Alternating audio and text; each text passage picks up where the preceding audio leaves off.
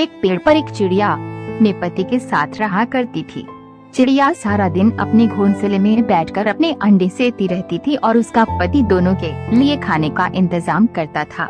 वो दोनों बहुत खुश थे और अंडे से बच्चों के निकलने का इंतजार कर रहे थे। एक दिन चिड़िया का पति दाने की तलाश में अपने घोंसले से दूर गया हुआ था और चिड़िया अपने अंडों की देखभाल कर रही थी।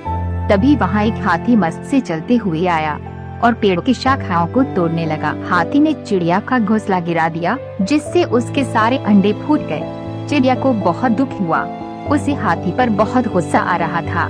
जब चिड़िया का पति वापस आया तो उसने देखा कि चिड़िया हाथी द्वारा तोड़ी गई शाखा पर बैठी रो रही थी। चिड़िया ने पूरी घटना अपने पति को बताई, जिसे सुनकर उसके पति को भी बहुत दुख हुआ।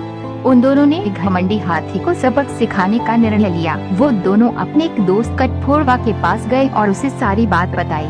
कठफोड़वा बोला कि हाथी को सबक मिलना ही चाहिए। कठफोड़वा के दो दोस्त और थे, जिनमें से एक मधुमक्खी थी और एक मेंढक था। उन तीनों ने मिलकर हाथी को सबक सिखाने की योजना बनाई, जो चिड़िया को बहुत पसंद आई। जिनमें से एक मधुमक्खी थी और एक मेंढक था। उन तीनों ने मिलकर हाथी को सबक सिखाने की योजना बनाई, जो चिड़िया को बहुत पसंद आई। हाथी डर के मारे चिल्लाने लगा और तभी मेंढक अपने परिवार के साथ आया और एक दलदल के पास टरचाने लगा। हाथी को लगा कि यहाँ पास में कोई तालाब होगा। वह पानी पीना चाहता था, इसलिए दलदल में जाकर फंसा।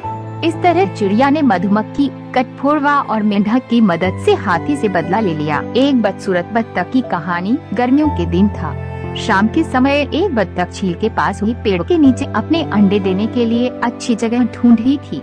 उसने वहाँ पर 5 अंडे दिए। उसने देखा कि उसके 5 अंडों में से एक अंडा सबसे बहुत अलग था, जिसे देखकर वह परेशान रहने लगी।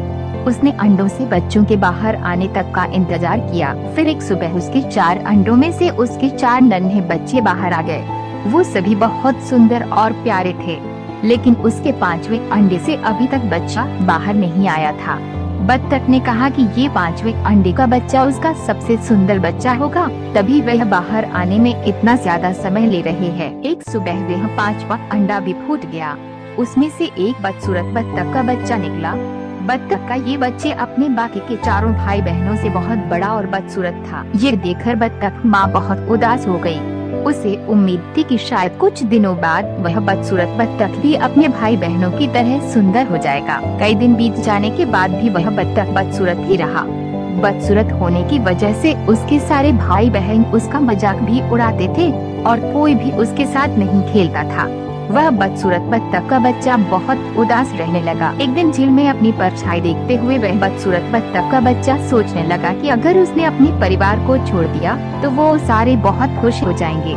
वह किसी दूसरे जंगल में चला जाएगा। यही सोचकर वह किसी घने जंगल में चला गया। जल्द ही सर्दियों के दिन आ गए।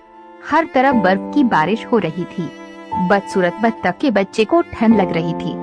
उसके पास खाने पीने के लिए भी कुछ नहीं था। वहाँ से वे एक बत्तख के परिवार के पास गया। उन्होंने उसे भगा दिया।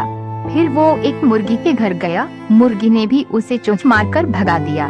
उसी रास्ते में उसे एक कुत्ते ने देखा, लेकिन कुत्ता भी उसे छोड़कर चला गया। बदसूरत बत्तख उदास मन से सोचने लगा कि वे इतना बदसूरत हूँ कि कुत्ता भी उसे नहीं खाना चाहता है।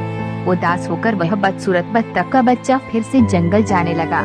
रास्ते में उसे किसान मिला। किसान उस बत्तख को लेकर अपने घर चला गया।